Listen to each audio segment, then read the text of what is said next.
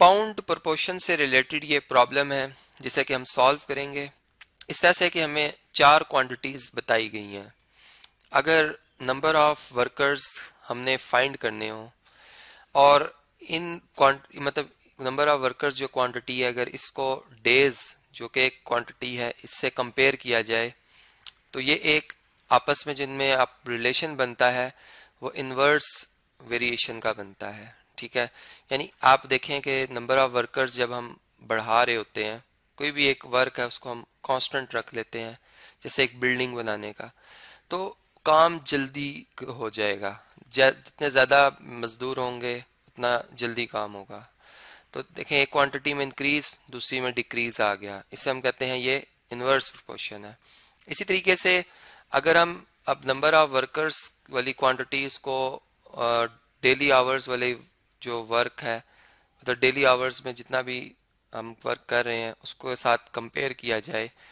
अब हम इस पे अस्यूम करते हैं कि वर्क कांस्टेंट है, तो जितने मतलब पर डे हम ज़्यादा देर काम करेंगे उतना जल्दी काम ख़त्म होगा। ठीक है, अब वर्कर्स बढ़ा रहे हैं, ठीक है, तो डेली आवर्स जो है हमें अब काम कम करना पड़ेगा। ठीक है, क्योंकि हम वर्कर्स जो बढ़ा रहे हैं तो जितना काम हम डेली पहले कर रहे थे अब हमारा वो काम हम उससे कम आवर्स में करेंगे, तो वो कांस्टेंट अगर एक वर्क को रख लिया जाए तो वो काम हमारा कवर होता जाएगा। ठीक है, तो इसलिए यहाँ भी इन्वर्स प्रोपोर्शन बन रही है।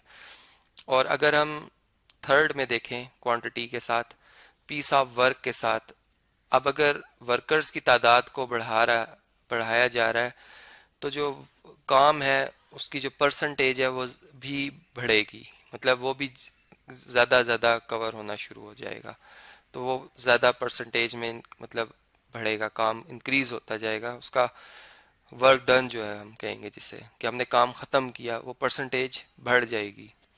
इसलिए ये इन दोनों क्वांटिटीज़ में डायरेक्ट प्रोपोर्शन है।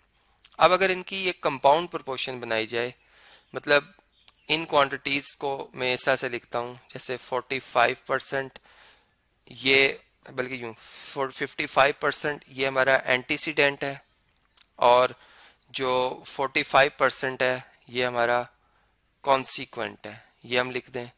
फिर अब दूसरी जो क्वांटिटी है उसका जो एंटीसीडेंट है वो 8 है, चूँकि ये इन्वर्स में है तो हम एरो की डायरेक्शन के हवाले से चलेंगे। ठीक है, टेल जो है वो एंटीसीडेंट है और जो हेड है वो कॉन्सिक्वेंट है, तो इसका जो कॉन्सिक्वेंट है वो 9 आ जाएगा। फिर यहाँ पर जो एंटीसीडेंट है वो 6 है और कॉन्सिक्वेंट जो है वो 4 है। तो ये तीन जो क्वांटिटीज़ हैं इनको मिलाकर एक मतलब इनसे रेशो बनाई जाएगी कि इनके तीनों के एंटीसीडेंट्स आपस में मल्टीप्लाई हो जाएंगे और एक एंटीसीडेंट बनेगा और तीनों के कॉन्सिक्वेंट्स मल्टीप्लाई होकर एक कॉन्सिक्वेंट बनेगा। इस तरह से ये एक रेशो आएगी जो कि कनेक्ट कर दी जाएगी किसकी रेशो के साथ, नंबर ऑफ वर्कर की रेशो के साथ, जिसमें x एंटीसीडेंट है और 27 जो है वो कॉन्सिक्वेंट है। ठीक है जी, इस तरह से ये कंपाउंड प्रोपोर्शन बन गई। यहाँ पर परसेंटेज चूंकि नंबर्स में गिवन है हमें, हम इसके साथ ये सिंबल परसेंटेज का नहीं लगाएंगे। ठीक है, ये हम जो उन्होंने वैल्यू बता दी हम उसको ही लिखेंगे, 55 ही को यूज़ करेंगे। अब इन नंबर्स को हम मल्टीप्लाई करते हैं। देखें अगर मैं 55 को मल्टीप्लाई करूं 8 से फिर 6 से तो मेरा जवाब आता है 2640। ठीक है जी, ये आ जाएगा। जबकि अब कॉन्सिक्वेंट्स तमाम अगर मल्टीप्लाई हों यानी 45, 9 और 4 तो ये जवाब आता है 1620। ठीक है जी, ये आ गया हमारा आंसर। जबकि दूसरी तरफ x रेशो 27 ही है या x/27 ही है। अब चूंकि प्रोपोर्शन है तो हम इस पे लॉ ऑफ प्रोपोर्शन यूज कर सकते हैं, यानी जो हमारे पास मीन्स का प्रोडक्ट होगा वो हमेशा बराबर होता है किसके, एक्सट्रीम्स के प्रोडक्ट के। तो हम x का प्रोडक्ट ले लेंगे 1620 के साथ, जबकि 27 का प्रोडक्ट लिया जाएगा 2640 के साथ।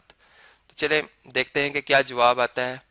अगर हम 27 को मल्टीप्लाई करें 2640 से तो ये 71,280 आता है, 71,280। जबकि यहाँ पर x अगर ये 1600 के मल्टीप्लिकेटिव इन्वर्स से मल्टीप्लाई कर दिया जाए, यानी 1/1620 से, तो यहाँ पे x रह जाएगा अपने मल्टीप्लिकेटिव इन्वर्स से कैंसिल होके, और ये x दूसरी तरफ डिवाइड हो जाएगा। जो इधर मल्टीप्लाई हो रहा है x से वो दूसरी तरफ जाके डिवाइड हो जाएगा, जो हम इजी वर्ड्स में इस बात को समझ सकते हैं। तो ये देखें, इस नंबर को हम डिवाइड करते हैं 1620 से, तो ये आंसर आता है 44।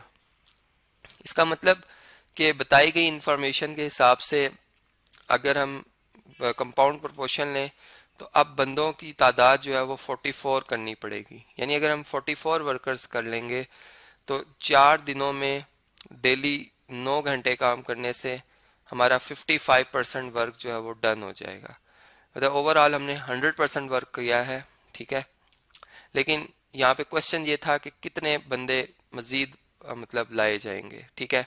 तो अगर हम यूं कहें कि पहले 27 तो ऑलरेडी थे और इसमें से 44 मतलब हमने चाहिए मजीद बंदे, मतलब अगर 44 हो जाए तो मजीद बंदे कितने चाहिए, हम 44 में से 27 माइनस कर लेते हैं, तो ये 17 यानी मजीद 17 बंदे और ले आए, तो ये जो बताई गई इंफॉर्मेशन है उसके हिसाब से हमारा काम जो है वो ख़त्म हो जाएगा।